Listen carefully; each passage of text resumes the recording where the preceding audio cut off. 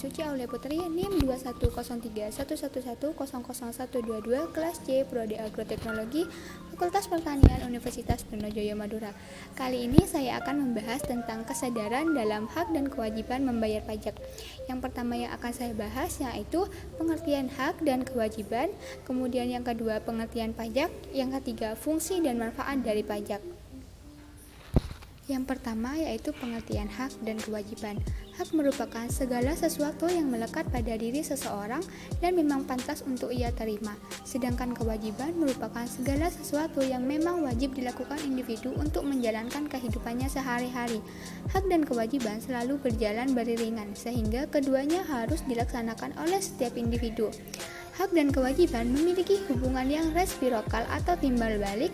Seseorang baru bisa mendapatkan haknya apabila telah melakukan serangkaian kewajiban yang memang harus dipenuhi. Kemudian pengertian pajak. Pajak menurut Undang-Undang Nomor 28 Tahun 2007 tentang Ketentuan Umum dan Tata Cara Perpajakan (KUP), pajak adalah kontribusi wajib kepada negara yang terutang oleh pribadi atau badan yang bersifat memaksa berdasarkan undang-undang dengan tidak mendapatkan imbalan secara langsung dan digunakan untuk keperluan negara bagi sebesar-besarnya kemakmuran rakyat. Kemudian fungsi pajak. Pajak memiliki 4 fungsi. Yang pertama yaitu fungsi anggaran, di mana pajak berfungsi sebagai sumber penerimaan negara.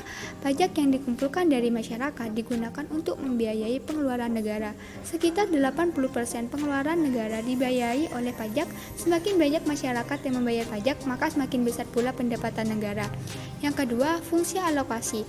Fungsi alokasi ini menekankan bahwa pajak harus digunakan untuk mendanai atau menyediakan barang atau jasa yang dibutuhkan masyarakat, misalnya untuk pembangunan sarana dan prasarana atau bahkan membangun sebuah infrastruktur.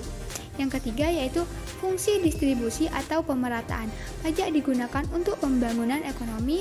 Dengan pendistribusian pajak secara merata diharapkan dapat memperbaiki taraf hidup masyarakat. Yang keempat yaitu fungsi pengatur atau regulasi. Pajak sebagai pelindung produksi dalam negeri, contohnya pemerintah menetapkan bea masuk terhadap barang ekspor sehingga barang tersebut menjadi lebih mahal dibandingkan produk dalam negeri. Bea masuk ke dalam kas negara. Kemudian manfaat pajak. Yang pertama yaitu membiayai pengeluaran negara yang bersifat self-liquidating, memberikan keuntungan seperti proyek produktif barang ekspor.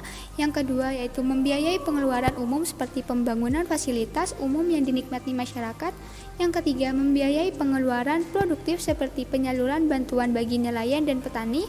Yang keempat membiayai pengeluaran tidak produktif seperti mendanai pembelian senjata perang untuk tentara.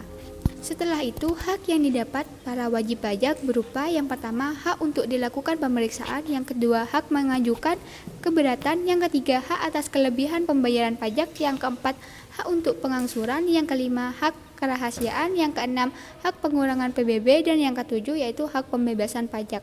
Setelah itu, kewajiban juga yang perlu dipatuhi oleh wajib pajak di antara lain yaitu yang pertama, wajib mendaftarkan diri, yang kedua, wajib memberi data, yang ketiga, wajib pemeriksaan, yang keempat, wajib membayar, dan kelima, wajib melapor.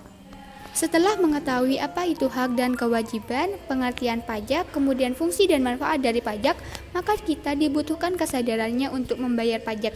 Di tengah kehidupan masyarakat ini sangat dibutuhkan adanya kesadaran penuh mengenai hak dan kewajiban untuk membayar pajak.